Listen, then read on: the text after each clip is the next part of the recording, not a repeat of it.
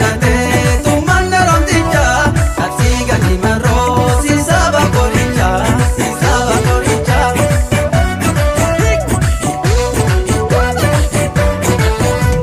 Alelu malelo alelu malelo yaweni yautada araga jajabelul tuko obo banaga yomu ganni bau ona bakalata yomu ganni gau obo bachabata umna gotumma ke adunya beesiste kulkullu digage oromia yesiste dunni dese obo galmi dese Dunni dese obo galmi dese Tapsigali bagana gaataati Tapsigali hogganticha hayyuu Tapsigali kan sagalee keeti Tapsigali dhibeen sabaafayyuu Tapsigali sabaaba uyyoomi Tapsigali sababa uyomi Ergasi tabdate Umman rondicha Tapsigali marro si saba coricha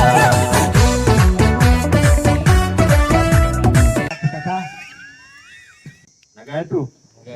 Awana sinitti waan addaan qabu sinitti manii hundi keenya iyyuu dirqama nutti kennameef waan nutti himame warra raawwate argamu ta'uu qabnaan isiniin jedhe waan amma asitti dubbatame warra dhaggeeffate qofa osoo hin taane warra qalbeeffate hojiitti dhaamsa kana hiike taanee argamuu qabna walii gallee kanaaf baay'ee isin jaallanna bakka gammaddan bakka waliin gammanneen isiniin jedhe akka aadaa waraana bilisummaa Oromootti immoo dirqama hojii qabna mitiin dirqamni nu qabna diina loluu ni beektu mini Osh kana raawwadhuuga galatooma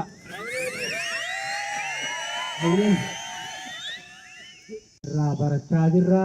Egaa tokkummaa qabsoo Oromoo mooraa qabsoo bilisummaa Oromoo kan diina irratti xiyyaafate kan sabaaf ammoo bilisummaa ananii abbaa biyyummaaf walabummaa biyya mataa ofii mirkaneessisuudhaaf deemamu keessatti gahee keenya baachaa qabsichis maal akka fakkaatu dhaloota dhaalchisaa xurree kanarratti akka abboonni keenya jedhan ilmaan itti guddisuu qofa otoo hin taane bilisummaa dhaangeenyee saba keenyaa ilmaan keenyaa obboloota keenyaa maatii keenyaa akka walii galaatti Oromoo bilisummaa gonfachiisuudhaa fi gadaa itti qabsoorra jiru ta'uusaa beekee namni haasoftuu ka jedhu ergaa keessatti ka'aa jiru yoo coomsine egaa aamilee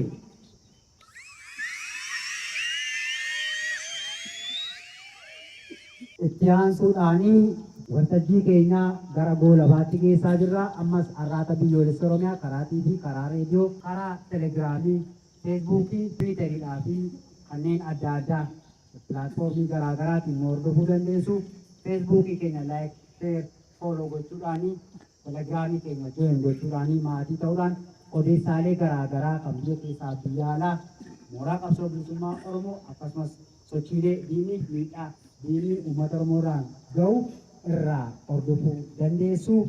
Egaa arraata biyyoolessa Oromiyaatti jabeessuu guddisuu keessatti qooda keessan baadha jecha haasaa waliigalaa nuuf dhiyeessuudhaanii ajajaa olaanaa ABO WBO Jaalmarroo Dirribaa Lammeessaa gara fuulduraatti nuuf simadhaa jenna.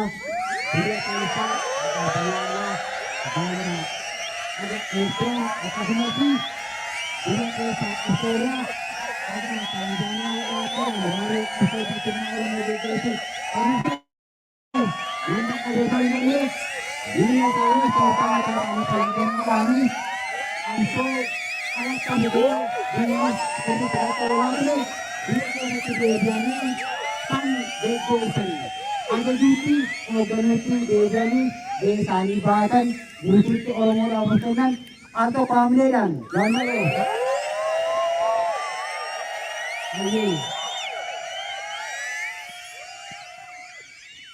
Ayyee fayyaa ta'e jaalladhi. Akkam naguma? Jajjaboo? Keessa baatanii? Ayyeegaa. Wanti natti baay'atee Biraanuu Juulaa intinaan natti baay'atee intinii ta'an ture. Intinaan nutti baay'atee affeerraa adda addaa irra turre dhufne.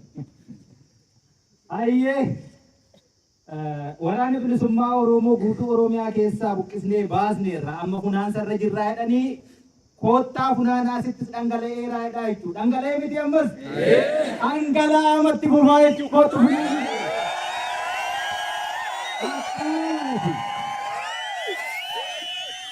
Maddichi hin gu'u. Haga roorroon jirtu, gabrummaan jirtu, qabsoon inuma jiraatti, duuba deebiin hin jiru jechuudha. Kootu funaanii jechuurraa kan hafe wanni biraa jennu hin jiru.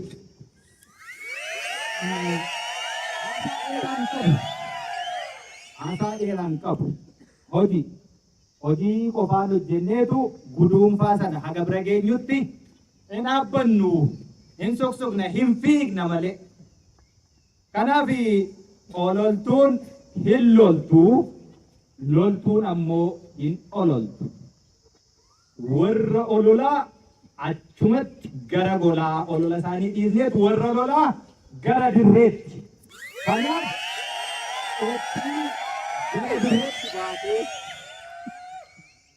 waraana bilisummaa Oromoo guutuu Oromiyaa keessatti, golee Oromiyaa hunda keessatti har'a kufee kuffisaa jiru gabrummaa bara dheeraa turte kana tooftaa ittiin guduunfuuf dirree irratti dhuftanii leenjitanii tooftaa sana dhuunfattanii hidhattanii kudhaammattanii sochootan sana erga dhuunfattanii garuma sanatti baatanii hojiin argisiisuu qofaa asitti waan haasofnu tokko iyyuu hin jiru.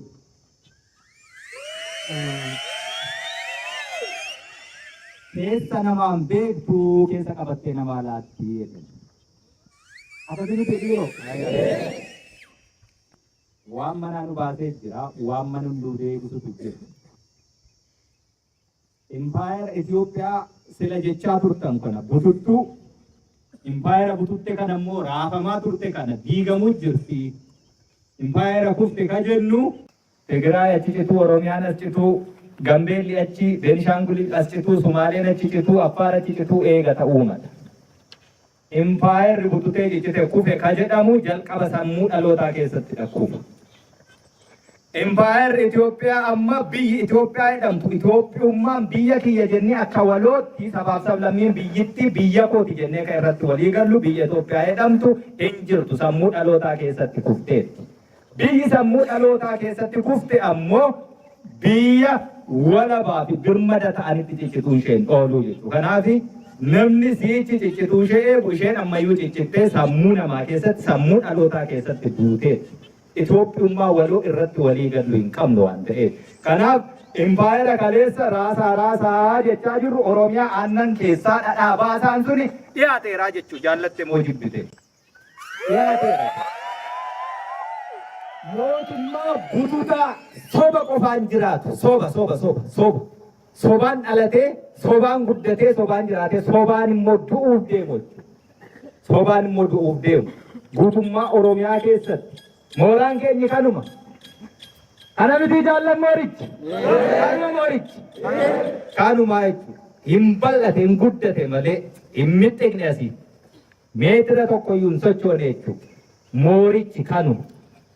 Kanaaf iyyuu guutuu Oromiyaa keessatti leenjisuun hidhannoon immoo garam dugda diinaarraa hiikanii hidhachiisuu lolchiisuu bilisummaa sana fiduu gabrummaatti guduunfaa gochuun moorichi hin jijjiiramneeyyuu. Waraana bilisummaa Oromoo shanee maalitti beektu rifeensa gudurachuu mandara keessatti uummata keenya nu jaallata. Dhadhaaf mataan suni uummati suni ka rifeensa nuu guduru. Dhadhaa nu diba. Dhadhaa dibachuu qofa jaanjoftuun suni beekta. Jaanjoftuu namaa jetti. Jaanjoftuun akkasii sun uummanni Oromoo udaan saatuun dibu beekadhu dhadhaa isaatiin. Udaan saatuun dibu.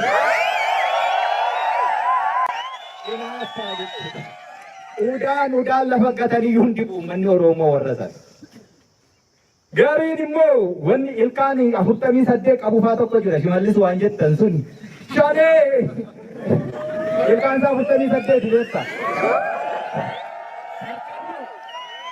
Harkarroon akkasii sun shanee maal beekti Lammaa Magarsaa tokkanaa'e. Yaaboo kun gaafa haati isaa sahan dhuurtee iyyuu sobaa sahan dhuuran fakkaata. Lammaa Magarsaa san hoogganabbo. Nu warra Lammaa Magarsaa iyyuu gara qabsaatti fide yaaboo dandeettu. Warri har'a asitti qawwee hidhachuu dhufe isa kaleessa beeke dhakaa darbachaa ture warra akka Shimallis warra akka Lammaayyuu gara fuulduraatti gabrummaan akka sabaatti qabnurraa gabrummaa akka dhuunfaatti Tigiree jalatti cafa qabanii bulan keessaa iyyuu nutu baase. Akkasuma akkasuma dargaggeessicha inni har'a hidhate suni Lammaan maal isa hooggana? Soba akkasii jechuudha. Biyya butuchanii biyya bututte immoo mana jala daa'ee naanna'aniitu tokkommoo jira booyyeen arrabni isaa furdaa tokko abiyyiidha jettan booyyee arraba furdaa. Booyyiinsa waa hundisaa ilma Mangistuu Hayilamaariyaam waan isa dhashee badinatti fakkaata. Silaaftuu hundeen qabu sanyii hin qabu.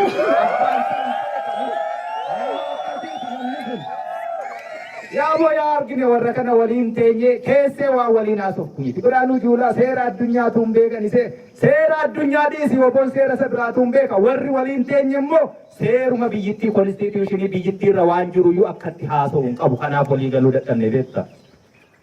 Seera addunyaa miti seeruma biyyittii seeruma Itoophiyaa konstituushinii Itoophiyaan ittiin bulturra waan jiru kun akkasidha tennaa waa dhiyeessitu gadi baheetu wal gaafatee deebi'a jechuudha. Nama akkasii nama uffatuma keessa dhaabbatudha argina.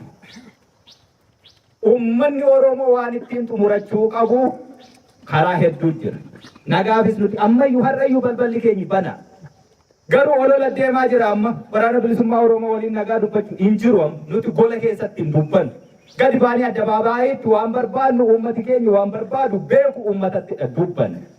Uummatatti dubbanneetu waan uummanni barbaadu sana immoo haga turii qeensaatu otoo hin sharafiin yoo ni argama ta'e nagaatiin ni gallaa jenna. Sun hin taane waan ta'eef wanti golatti dubbannu hin jiru.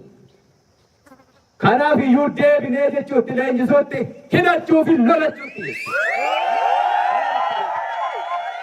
Waraanni bilisummaa Oromoo eenyu akka ta'e hin beekan.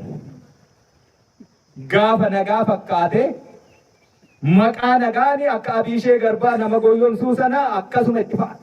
Namni kun sammuunsaa jaarraa meeqa keessa duubuma jira beektaa ammallee. Sanaa miti beektaa sobanii nun sossobanii.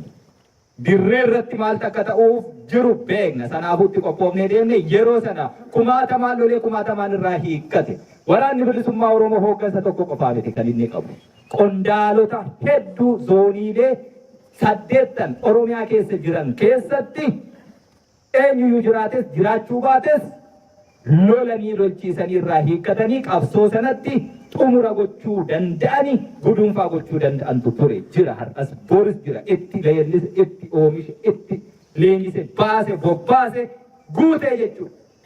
Jaalwiirtuu har'a asitti argaa jirtan kana keessumaa waraana zoonii lixaa asii ka'ee hanga handhuura biyyattii daangaa Finfinneetti socho'ee jiru itti oomishaa ture maal akka barsiisaa ture beeka waan ta'eef ololli ololames bololames waan barbaade ta'es waraanichi hin diigamu.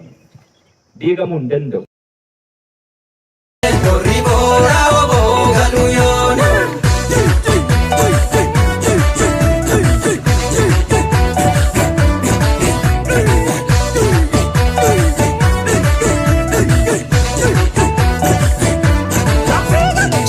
Gali sababa uyomi, Cabsii galii sababa uyomi, cabsii galii dangaggoo kaloomi, cabsii galii jireenya warraaqa, cabsii galii sababa uyomi, cabsii galii waboo kobbaa haqa, cabsii galii galmi kan kee haqa, cabsii galii ejjennoon kee keessa dhaabbatudha argina. Uummanni Oromoo waan ittiin xumurachuu qabu karaa hedduu jira. Nagaafis nuti ammayyuu har'ayyuu balballi keenya bana.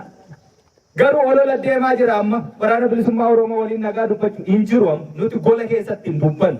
Gadi baanii addabaabaayyiitti waan barbaadnu uummati keenya waan barbaadu beeku uummatatti dubbanna.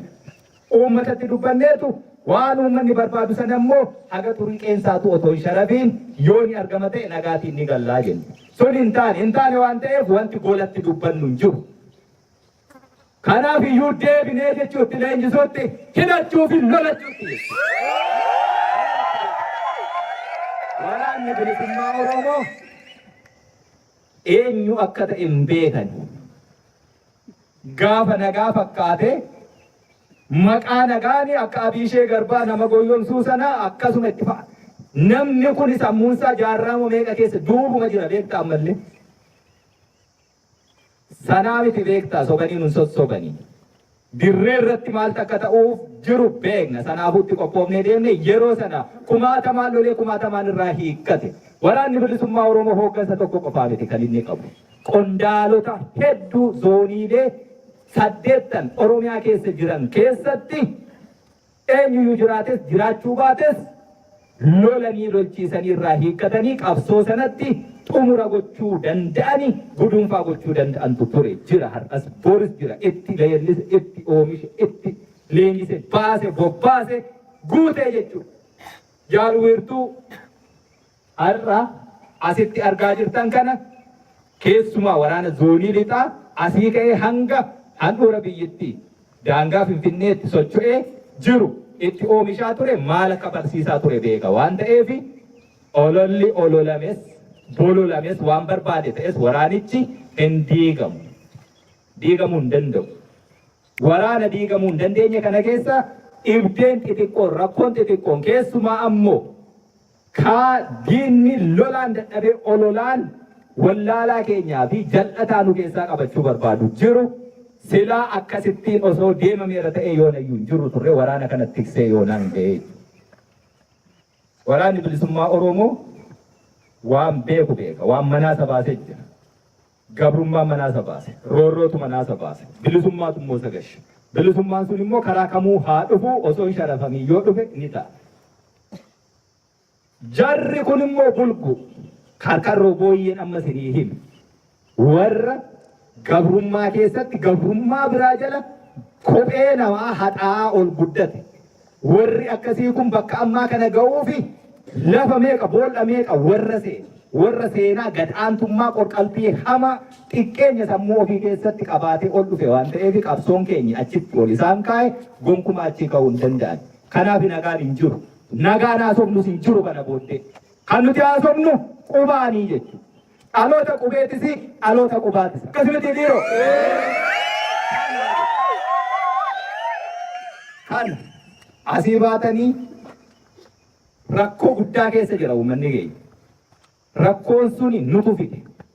Rakkoo sana akkamitti fidne yoo jettan mootummaan kijibduun ka dhiiga ilmaan Oromoo irra dhaabbattee aangoo barcuma siyaasaa qabatte kun warri mataan furrii ta'e nyaatee hin quufne bulguun akkasii kun bakka sana taa'uun isaaf hin malu ka'uu qaba achii jennee achii kaasuuf lolle.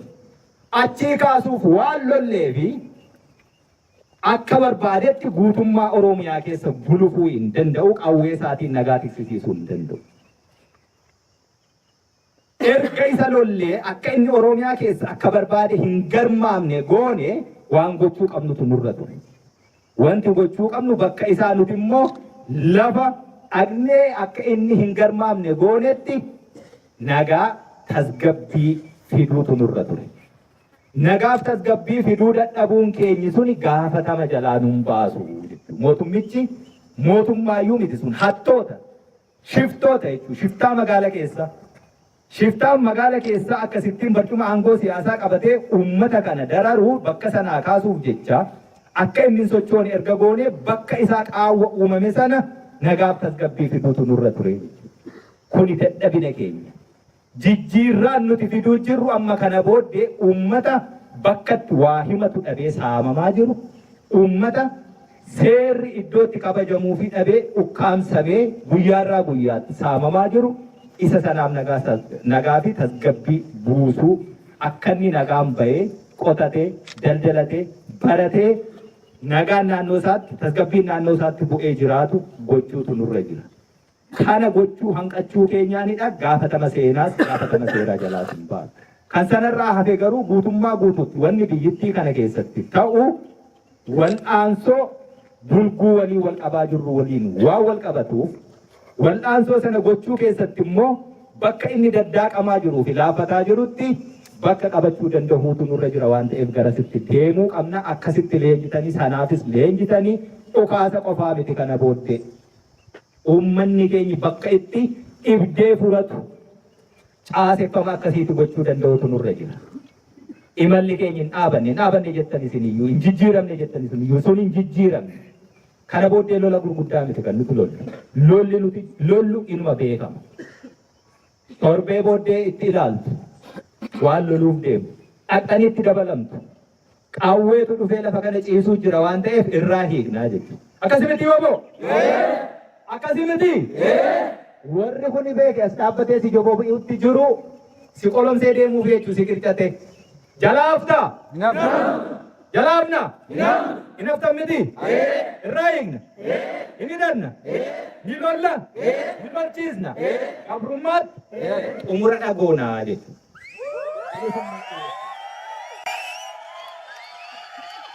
Hoji lafarratti eessaanuu haa ba'u, eessaanuu haa bu'u, karaa kamiyyuu haa jiraatu Oromiyaa keessaa naanna'ee nagaatiinis haa ta'u reeffaanis Oromiyaa keessaa hin ba'u jechuu wanti obbo. Hin jiru. Mooraan keenya kanuma kaleessas kanuma har'as. Hin jijjiiramu. Kanaaf ololtuuf deebii laatta osoo hin taane hojiidha hojjetteetu era kanaa jetteetti argisiista. Isin kunoo warri leenji'ee bahe isa immoo kumaatamaa lolii lolchiisaa jirutti warri dhaqee dabalamu kaadhimamaan miseensa waraana bilisummaa Oromoo ta'uuf erguu fuudhuuf qophiirra jirtan ragaasan. Ololli Taanzaaniyaa deebi'uu yoo barbaadde hallayyaa bu'u galaana keessa haa deemu. Eenyu si dhorka? Biyyittiin mataa hagaa hudduu keessa borcameeru kana eentu eega? Ka eegu wobo. Kanu deebises wobo. Galanni kan wobo. Uummata Oromoo isa ijaaramee jiru. Qilleensa irratti si dabarsee lubbuu namaa baatee qabsaa'aa of kennii si jira taanaan sabni kee jira si baatee si galcha. Saba keenya nu baatee nu galchee jechuu boottaan immoo uummata akkasii qabu. Uummata kanaaf hojjennu. Waan hojjennu lafuma irratti hojjennu. Kanaafoo haasaan barbaachisu. Isin asii bahaa warra si dheebu waliin si dhuunfatan tooftaa asitti warri si barsiisee si leenjise baratte gadi baateeoo tooftaa sanaan dhiitee kufaas akka ammaa faa sana jechuudha. Baay'ee isaa jira amma immoo waraana maaltu jira biyyittii keessa mootummichi beeku waraana isaafuu miindaa kennuu hin danda'u. Birriin biyyittii akkanni ta'e hin beektaniiti. Dinagdee laamsoftee qottoonfattee har'a beeki birrii keessaa tokko baatanii gabaa deemaniitu daabboo tokko bitanii deebi'uu fi biyya deemtu. Biyya akkasiitu jira. Biyya akkasiiti taateetti. Biyya akkasii qabateetu booyyeef karkarroon fuuldura mana saabaa dhaabeetu maanni akkatti nabaaboo dhaabu kana namni laalee maanan ajaa'ibsiifatu jedhee bu'aa oolaa jechuudha. Abaaboon isa kana boolaa ifeeffatutti. Kanaaf biyya akkasii dinagdeen kuftee laamsofte biyya immoo akka biyyaatti isteetii sammuu dhalootaa keessatti kufte kana Oromoon hiree dhuftu keessatti akkamitti of qopheessaa ta'e irratti qophoofna malee tortoraaf raqa lafa tortoraaf raqaa eenyutu dhaqa jedhee caalu saree bal'aatti woboonni dhaqureechi kanaaf lafa tortoraaf raqaa maaf dhaqnee deebbii laannaafi hojiitiin ka deebbiin kennamu. Ankanuma jechuu barbaada. Haasaa dheeraan barbaachisu ni hojjenna hiree Oromoo Oromiyaati jijjiirra. Gara nagaa walqixxummaa dimookiraasii bilisummaatti achitti jijjiirraa jechuu hiree Oromoo. Daandii qabateera baaburichi immoo daandii sirriirra jira. Daandii kaleessa Elemoonfaa, Baaroonfaa, Taaddasaanfaa, Nadhiinfaa hedduun kumni kitil miseensi waraana bilisummaa Oromoo itti wareegame. Daandiin sun baaburichi hadiida sirriirra jira. Yeroo inni hadiida sirriirra jiraatu ammoo akkuma sila daandiin jedhe akka jaalwiirtuunis jedhe laafaa silaaf to'atiin jaallattu jabaa immoo eenyuyyuu hin jibbu jabaa taateente jennaani inni kaleessa dhagaa nutti darbataa oolee har'a hedduunsaa nu waliin dhagaa darbachuu jalqabeera. Dhagaa kaleessa nutti darbate immoo nurraa guuraa jira taajjabbiitiin. Kanaafuu kootaa inni balballi keenya banaa rakkoon hin jiru. Baaburicha keessatti immoo akka inni rakkoon dhuumnetti kutaa inni keessa taa'uu danda'u ABO bootu beekaa jechuudha. Waraana bilisummaa Oromoo zooniilee 8 hundarra jiru kibba kaaba baha dhiya dugaleessi harsadee kibba bahaa madda albuuda zooniileen kun 8 jaallan jajjaboo qondaalota waraanaa sadarkaa hooggansaa irra jirani 8 tansaa sochoosaniin socho'a wal ta'eera akka dhadhaa mataa isa sira jedhame akka qadaadaaf qabeetti gidduun sa'aanan jirutti waan nu yaaddeessu tokko iyyuu hin jiru. Yeroo akkasii hoo maaltu ta'a? Yeroo akkasii ololtuu ayyaalaallattu gantu kaa bakka tokko teessee waan garaa qofaa hojjetattu bakka hin qabdu waan ta'eef muramtee baddee jechuu sun immoo sanaafis garaa laatin hin jiru. Isa sanatti qophaa'an. Kanarraa kan hafe mootummaa waan jedhanis hin beeknu mootummaan hin jiru Itoophiyaa keessa hattuutu jira. Hattuu waliin immoo nagaaf jecha waan haasofneerra waan haasofne immoo hattuun waan hate dabarsee hin kennu aangoo sana nurraa hatanii aangoo barcuma siyaasaa ka Oromoon dhiigaa fi lafeeni itti cabee isaanii nu gabrummaa jalaa baasee aangoo barcuma siyaasaa ka Oromoo gara rarraga bilisummaatti geessu ka hata waan ta'eef sana kennuu hin danda'anii sana afaan qawwee keetiin fuutaa jechuudha. Kanaafuu gara bobbaa sanaa qofa. Bobbaa milkii imala milkii karaan dur dandaanqoo siifaa ta'uu jechuudha.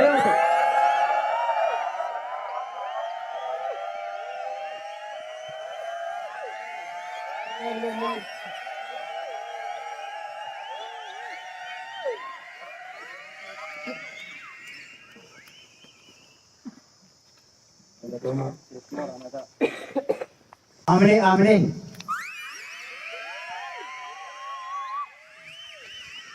Kolega waan badhaa taa'amni keessaa bu'u ergaa jabaa kaayyoo qabsoo bilisummaa Oromoo egeree isaa garamitti akka deemaa jiru akkasumas kaleessas maal akka ture gabaabaatti sammuu keessan sammuu uummata Oromoo nu caalaa rakkina dabarsaa jiru sana keessaa immoo rakkina sana keessaa bilisummaatti baasuudhaaf nu eeggachaa jiru yeroo baanu isin immoo qabsoo bilisummaa Oromootiif hooggansa asii ergaa isinitti dhaammachaa jiru dhaamsa barnoota isinii kennaa jiru kana bakka buutanii dippilomaatii yookaan hariiroo nama ergaa dabarsu nama imaanaa fudhatee bahe nama saba keessatti waan asii itti himame kana hawaasatti mee hawaasa barsiisee qabsoo kanaaf hiriirsaa tikas ta'ee qabsoo kana hawaasatti mi'eessee qabsoo gaggeeffamaa jiru kana shaffisaan gabaabsee bilisummaadhaan geessuu keessatti dachaa itti gaafatamummaan dachaa dirqamni isinirraa eegama jechuudha. As keessa waan jiruuf asii bahuudhaaf ergaa nutti kennamaa jiru kan dhaggeeffannee har'a miira haamilee wal ilaachuu har'a haala kanaan teenyee miira keessa gallee waa deebii laachuu yookiin immoo itti gammaduu qofa miti. Wanni qabsoo keenya keessatti hir'atuuf nurraa eegamu nu guddaanii gadi baanee hawaasa keessatti ani qabsaa bilisummaa yookiin warraaqaadha. Warraaqaan kun immoo bakka deemutti qabsoo bilisummaa Oromoo mi'eessee sabicha qabsootiif kakaasu qabsootis goolaba gochuu keessatti baachuu qaba jedhee nama socho'u. Dirqama akkasii warra baatu ta'uu qabna.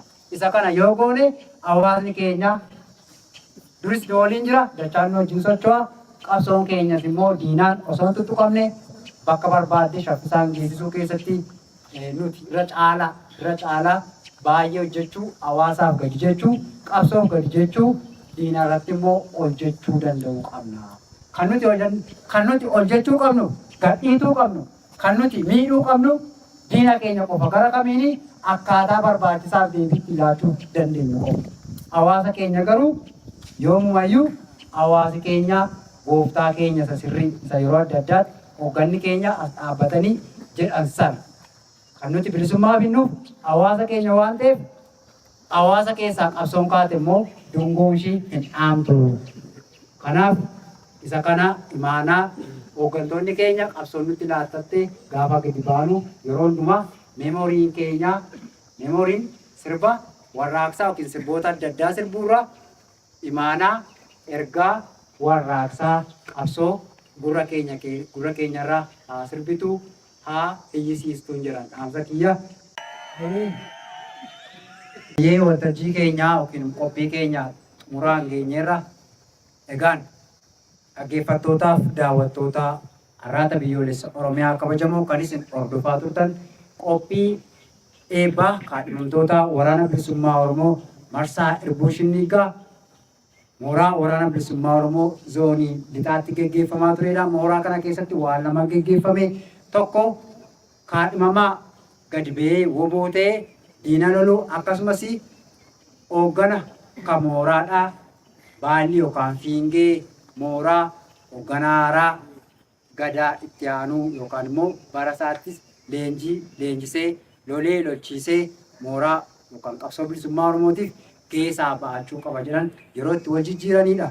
Egaa wantoota adda addaa hawwisoo haasaa saaqiinsaa agarsiisa ispoortii akkasumas saanjaa adda addaa hojjechuudhaanii waan waraanni tokko ga'umsa inni qabatee bahu siyaasummaa waraanummaa keessa xiqqoosa fal'aanaan qinee isin agarsiisneerra. Ka hedduu irra hedduu diinarratti gadi ba'anii agarsiisu.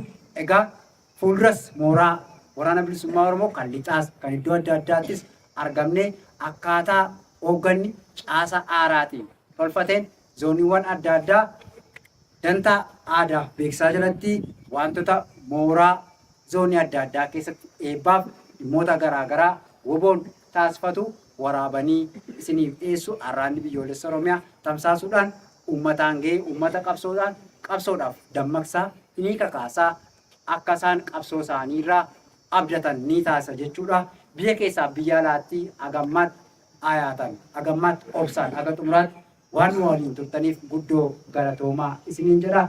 Isinis warreen as jirtan kaadhimamtoonni bifa kanaan qindooftanii waan barattan nu agarsiisuudhaan akkasumas barsiisonni gooticha waraana bilisummaa Oromoo mooraa kana eeguudhaan akkuma asirraa jedhame hoogganni kaasee bifa adda addaatiin mooraa kana balleessuuf haala adda addaatiin socho'an illee mooraa kana keessatti osoo seentii tokko duubatti hin deebin ittuu babal'atee woboon godina adda addaa keessatti lolaa mooraalee adda addaa bosonaaf gaarreen Oromiyaa hundumtuu waraana bilisummaa Oromoo leenjisee gungumsiisee bobbaasaa akka lukkuudhaa hanqaaqisaa jira. Kun itti fufaa. Kanas fuulduras aabaa oboo wajjin yoo taatan waliin ta'uudhaanis wajjiniin socho'uudhaanis waan waraanni bilisummaa Oromoo keessa jiru hordofuu argachuu dandeessu. Qophii keenyaa kanumaan goolabnaa akka waliigalaatti miseensota waraana bilisummaa Oromoo miseensota jaarmiyaa dhaaba aabaa oboo kan biyya keessaa biyya alaa deeggartoota leenjistoonni qophii kana haala ho'aa ta'een leenjii laattanii baastan cufti keessan guddoo galatoomaa. Qabsoon isinaa galateeffattu galanni keessan bilisummaa haa ta'uu jenna. Malli keenyatti dhufaa Finfinneen handhuura keenya Oromiyaan biyya keenya ni moonaa ni injifannaa. Oromiyaan biyya Oromoon sabadhaa. Egaa kana jennaa akka waliigalaatti qophii keenya xumurreerraa isin waliin kan ture Daandii Elamoo ogeessota arraata biyyoolessa Oromiyaatiin qophii biroo nagaa walitti deebinutti nagaan nu tura. Agayya 6 bara 2024 horaa bulaa deebanaa. Injifannoon uummata Oromoo.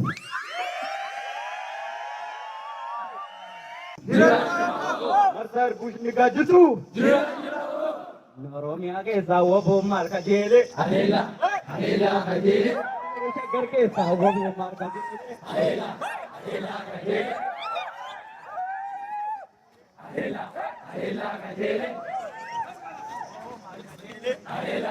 Adeela kajeele Ana waamini rogaabati Baradami Baradami Baradami Baradami Baradami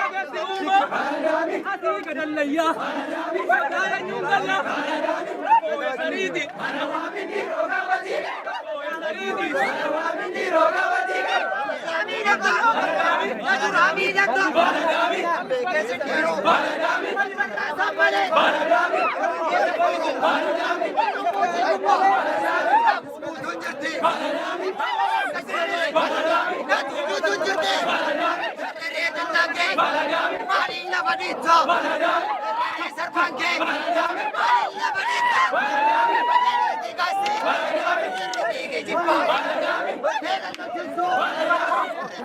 tokko takko yaasaniiti manawaamin dhiiroo gaafate naanin jiguuree maajette jaartii warra faanisaasa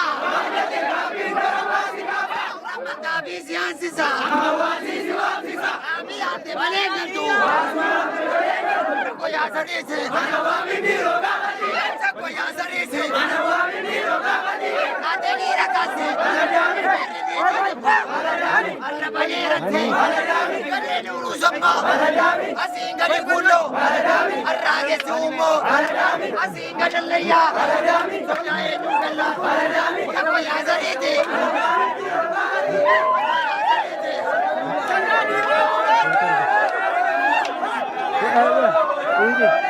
Easy.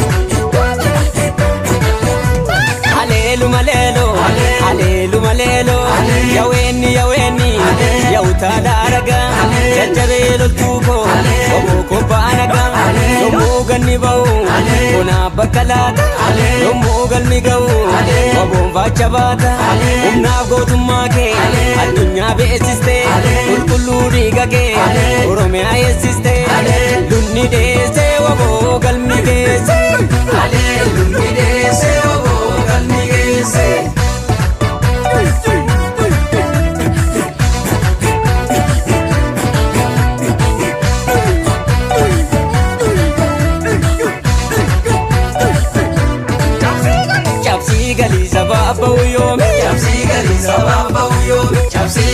Yaame saleka, beelee marrata, andabee sabeeka, dhokatee birrata, kalee uffachuun ko, narrata goguuf, waboo ammachuun ko, narrata loluufi, bagana gaataate, hoogganticha hayyuu, kan sagalee keetiin, dhibeen sabaafayyuu, sabaaba uyyoomi, sabaaba uyyoomi. Ergasi taphate, uumaan Oromicha, cabsii gadi marroo, saba Oromicha.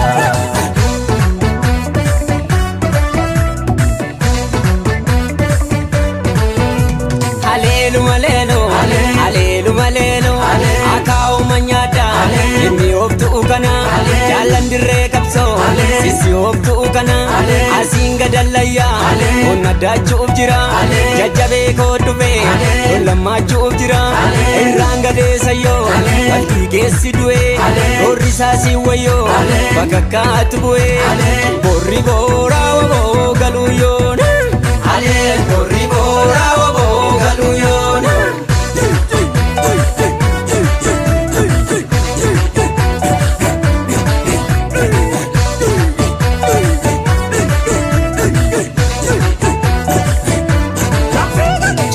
Gali sababa uyomi, gali sababa uyomi, gali tangago kalomi, gali jireenya warraaka, gali sababa uyomi, gali waboko bahaka, gali galmi kan kee haka, gali ejjennoon kee sirri, gali sitti baastus maka, gali siiniif arga birri, gali sichi adda baasna, gali midhaaniif galaba, gali lafeedhaan ijaarra, gali Oromiyaa walaba, sababa uyomi, sababa uyomi, kirkaasi kadhate, tumaan Oromticha, gali marroo, si saba Boricha, si saba Boricha.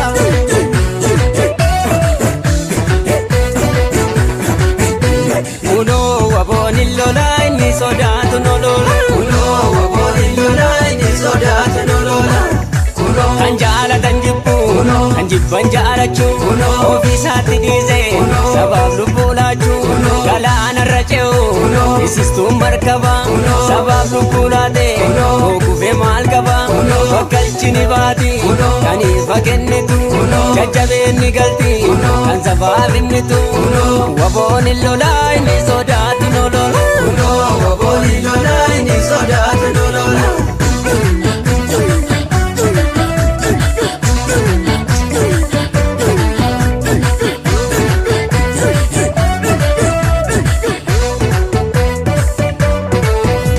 Kuno waboni lola inni sodaatu nolola. Kuno waboni lola inni sodaatu nolola. Qabsaa'ota Oromoo qabsoorra turanii qabanii ajjeesanii allaattii sooranii oboolmaan Oromoo osoona jiraacha qabsoo irra jiru sabaaf lubbuu laacha onna kaa'ee nyaannaan nunni nyaani nyaannu qabsoo irra jirra hanga lubbuu laannu wabooni lolaa inni sodaatu nolola. Wabooni lolaa inni sodaatu nolola. Ergaasi qabdate.